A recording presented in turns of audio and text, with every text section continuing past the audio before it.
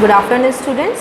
So in the last video I have prepared about the introduction of the vertebral column, and we all know that there are 26 vertebral column. Today we will continue with the characteristics of a typical vertebra, and we will see in detail the anatomy of the cervical vertebra.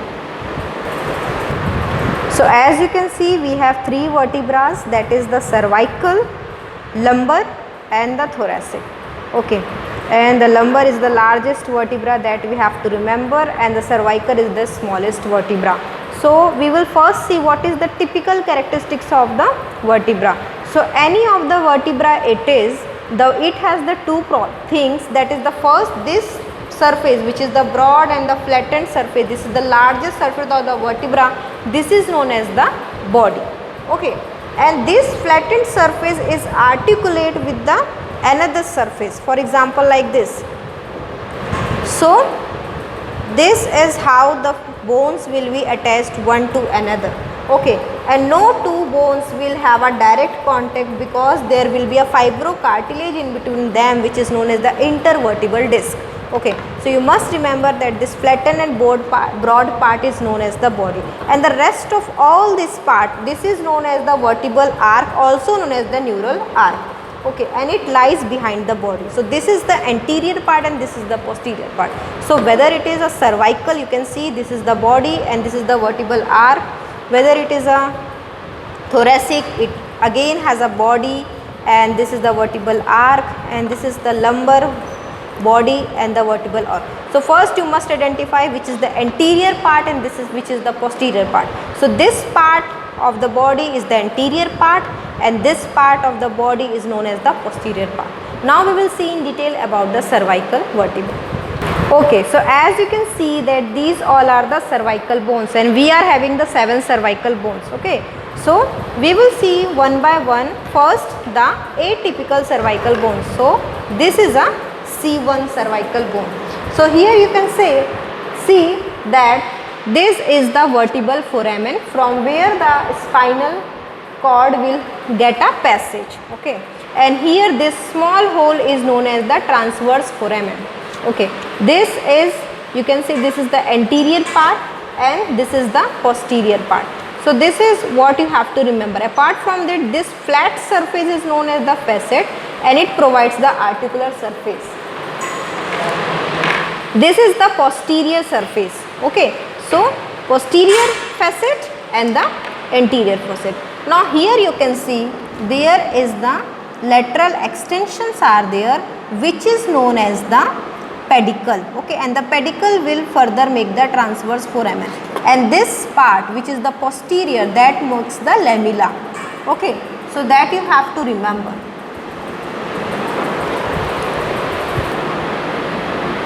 Okay, so this is C1 and this is C2. So these two cervical vertebrae are different from the all other cervical vertebra. So here you can say in the C1, which is also known as the atlas bone, it is very important to remember the name. The C1 is known as atlas and the C2 is known as the axis. So in the atlas you can see that there is a ring type of the shape. Okay, and here you can say that it has an anterior arc and the posterior arc, and its transverse process is larger and the longer compared to the other vertebrae. So that you have to remember. Okay, now this is the C2, which is known as the axis. Okay, so axis is, here you can say this is different, this is a spinous process, and this Y shape is known as the bifid spinous process.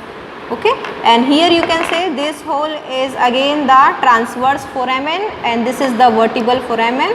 The important characteristics of the axis is this part, protruding part. This protruding part is known as the den, and here the ondoid process takes place. Okay, and this is the anterior facets, and here you can say this is the posterior facet, and this part which is the lateral, that is known as the pedicle, and this part is known as the lamina. Okay, moreover here you can see these all are the other vertebrae. Okay, so C 3, 4, 5, 6, 7 all are having the same other characteristics as we have discussed. that this part is known as the body.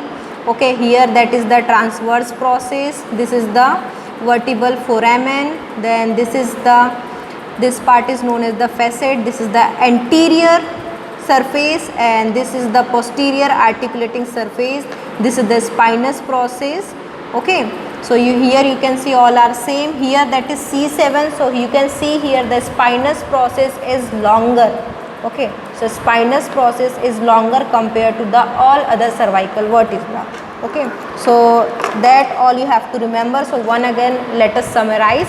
So there are 7 cervical bones in our body, and here you can say C1, C2 are known as the atypical, because here you can say it don't have any body, it is just a ring.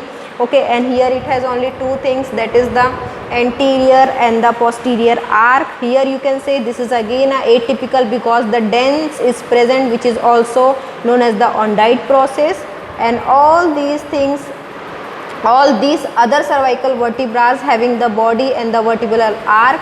And here you can say there is a spinous process which is known as bifid, because here you can say Y shape it is, and the C9 here you can say it is having the longest spinous process. Okay, and you always remember whenever it is attached, so it will attach somewhere like this. Okay, and this part is the anterior one. Okay, and this part is known as the posterior one. Whenever you put your hand over your back, you will feel this part, because this is the posterior parts. So that's all for the today lecture. Thank you very much.